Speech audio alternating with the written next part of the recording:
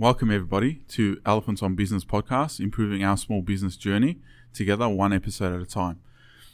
Today we're going to be talking about workplace culture and what that means for small business owners.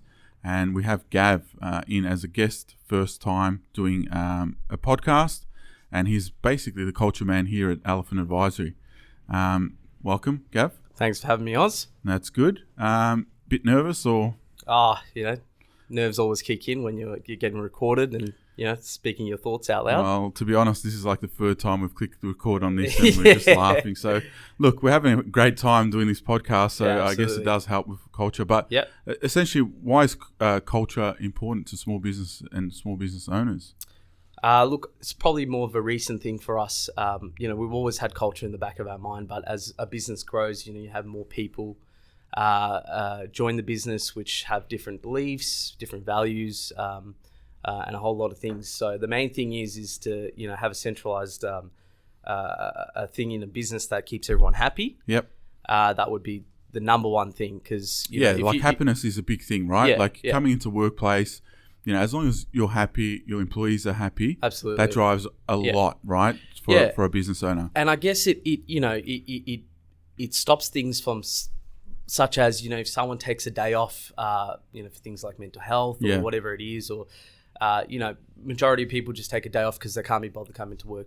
And that might be a driver of, they're forced to do their job or whatever it is, or they haven't created a good enough culture, I guess. And when we're saying like happiness in the office, that doesn't necessarily mean you're going to be happy 100% of the time, right? Absolutely. Like, obviously in small business, we go through waves, right? We'll have periods of, happiness. Yeah. And then there is times where high levels of stress, obviously you're in the finance team, you've got crucial deadlines, obviously meeting settlements. There's times where you are quite frantic as well. Absolutely. And stressed out. But what we're trying to do here is try and elevate the levels of happiness of everyone and not go into those dips and stay there for a long period of time, right? And I think it's just a double whammy, right? It's if you do have a highly stressful job, like we all do in different aspects of the job, if it is highly stressful, but having a great culture really does help that. Yeah, so it makes you come in. You feel like it's a team effort.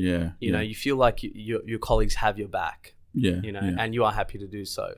And then it leads into obviously like people will stay around, right? So the staff retention point of view, you've got, happier people, you feel part of a bigger team. Yeah. And it's like, you don't want to let no one else down. So it's like, well, I don't want to, leave and go somewhere else, because it's like, I'm part of a good team. Everyone looks after me. Absolutely. And I don't want to let anyone sort of down in this business. So let me do the best I can do to make sure the business is performing and doing that as well. So, going on to obviously our next bit, so like obviously that does affect what happens internally of the business. So like what does culture do to affect the internals of a business, right? So like we already touched upon staff retention, but obviously touch upon how that sort of plays into it. I think one of the main direct things is that once you train your staff, you might have a 3 or 6 month training session with them.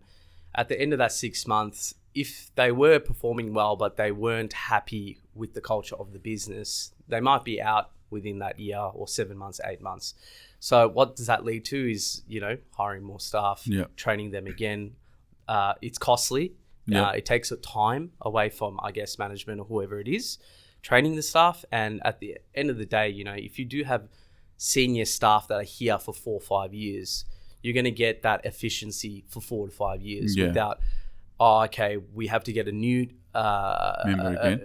new person in again, or 3 or 4 new people in, train them again, and then start that journey again. Yeah, especially as a small business owner, like obviously you start off with, an owner and then potentially maybe 1 or 2 staff members. Yeah.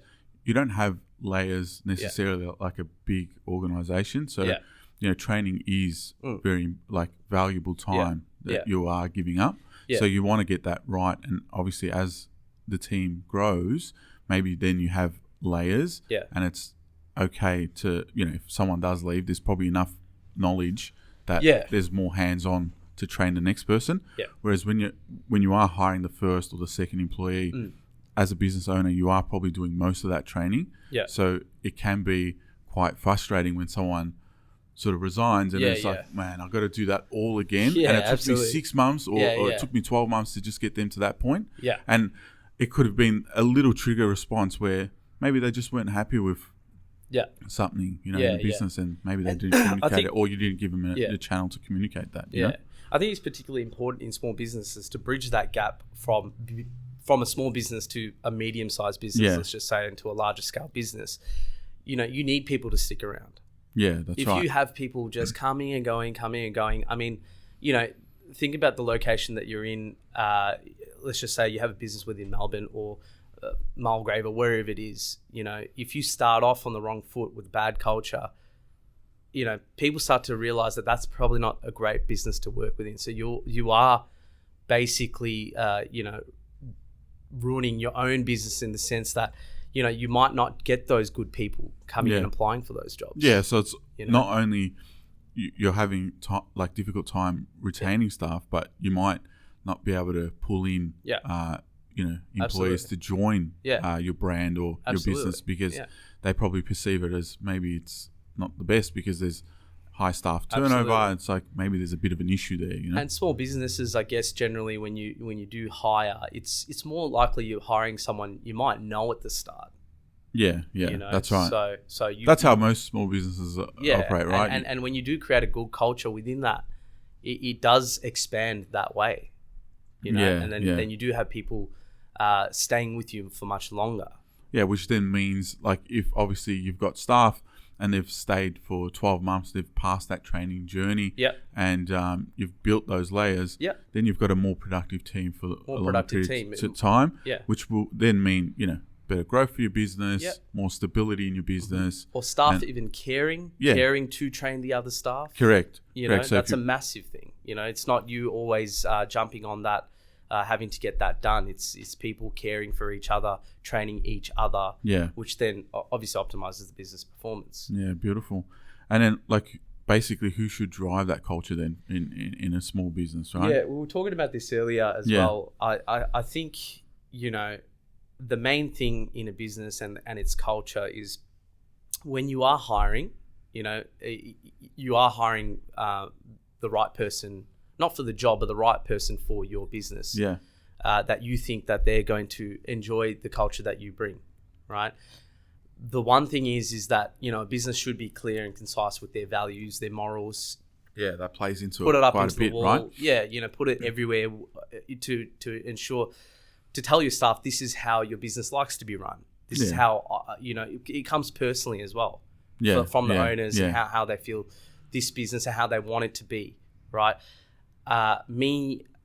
Let's just say I'm a staff member and I'm coming into that business and you've told me your values. This is what it is. Yeah. I need to accept that. Yeah, so you're accepting those values before you come in, and it's like you're going to embrace those values. Embrace it and enforce it. Yeah, you know, that it's not, we were speaking about it earlier, if a business or the owners or management was to tell me this is how you should feel. Yeah. That's that's a totalitarian approach to that. Yeah. Yeah. Whereas if I accepted the values of the business coming in, then it is a group effort. Yeah, exactly. It's a collective effort. Basically what you're saying is rather than having a management forcing down, this is, the value set or etc. Yeah. And maybe you don't agree with it. It's better to, go into a business, know what the values are, and you've accepted it. You've signed the dotted line. Yeah, you've signed the contract, and you're going to live by those values. Of course. Yeah.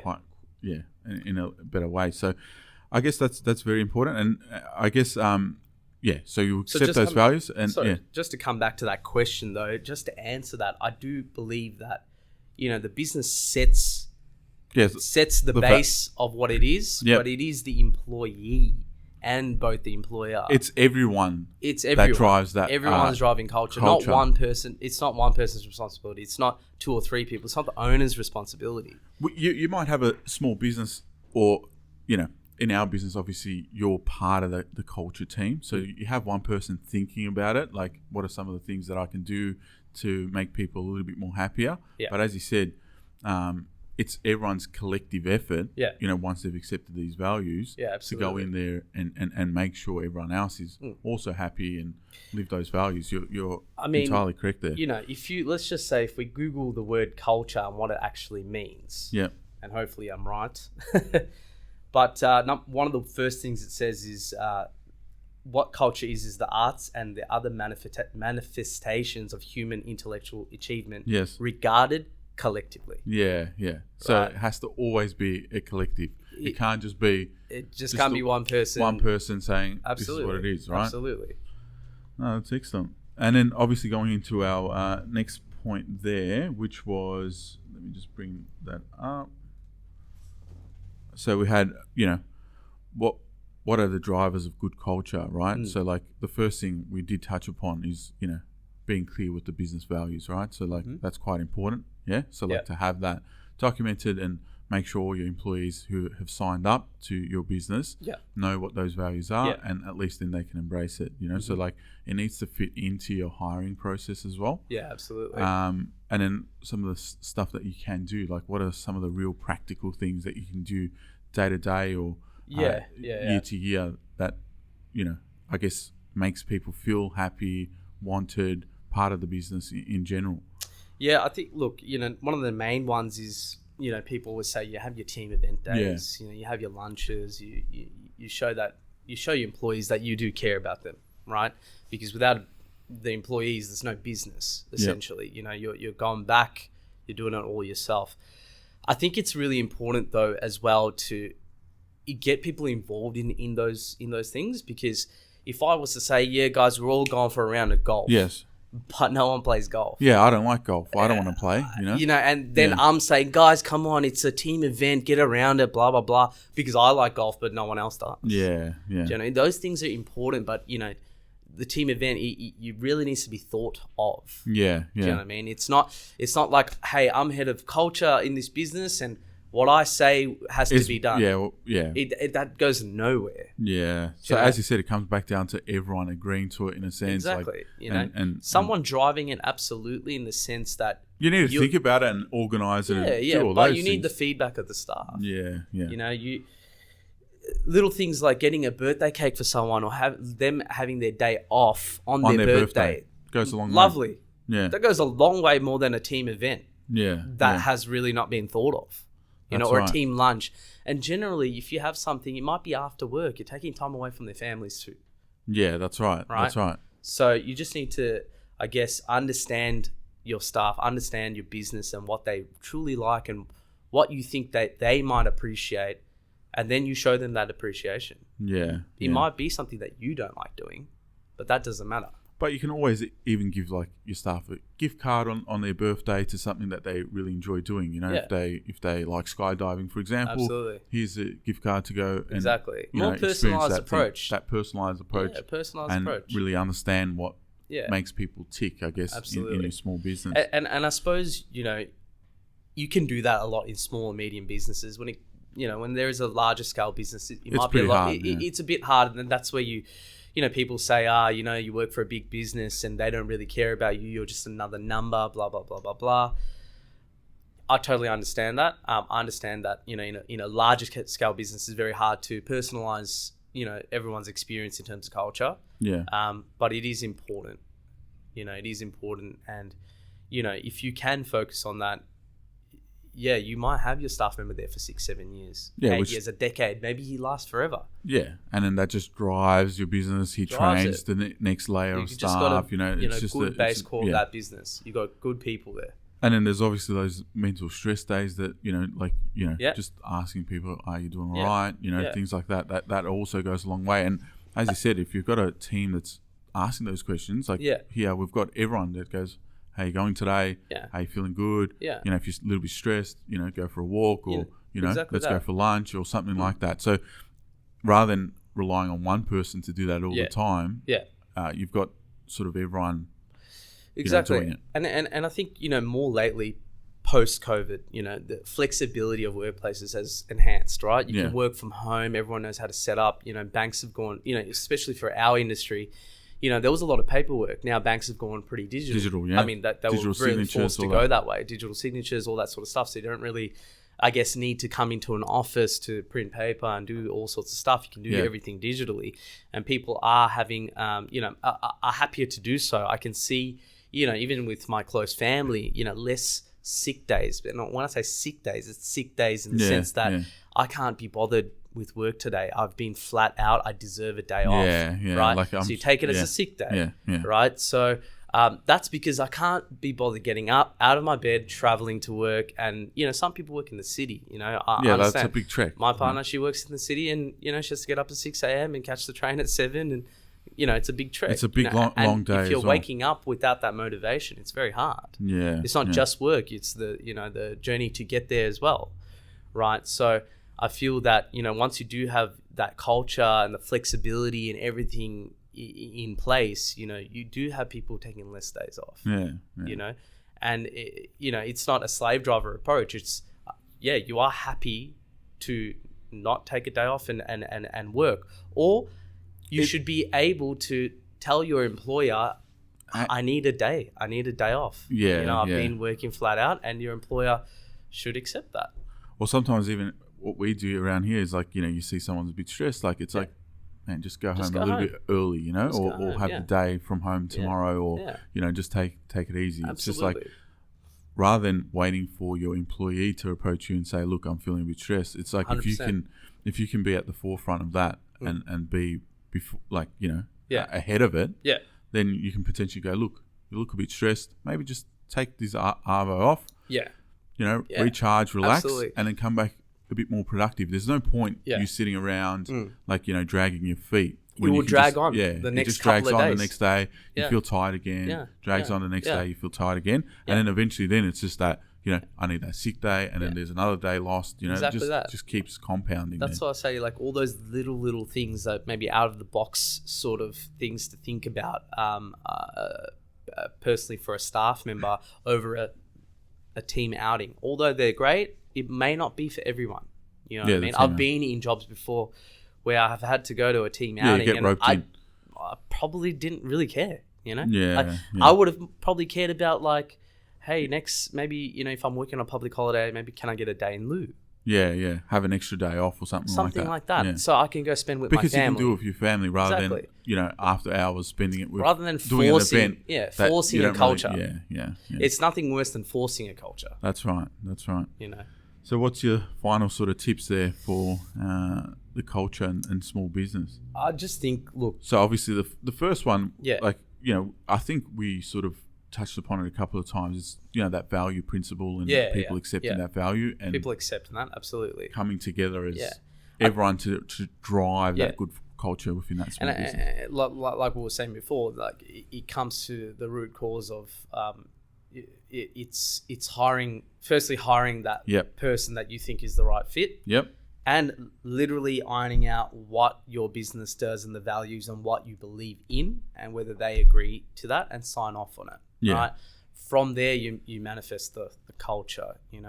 I think the main thing is that don't get mistaken to do team events and do things that you think that everyone might like. Really understand your staff. Really understand what people want. Get personal. It doesn't have to be a group thing. You might do something for this person and something for that person. It might be little things. I'm not necessarily saying give this guy a 50 grand bonus, give this guy a 10 grand bonus. It's nothing like that. It's not monetary. It's more like, it's just the little things. Hey, I am listening to you. I care.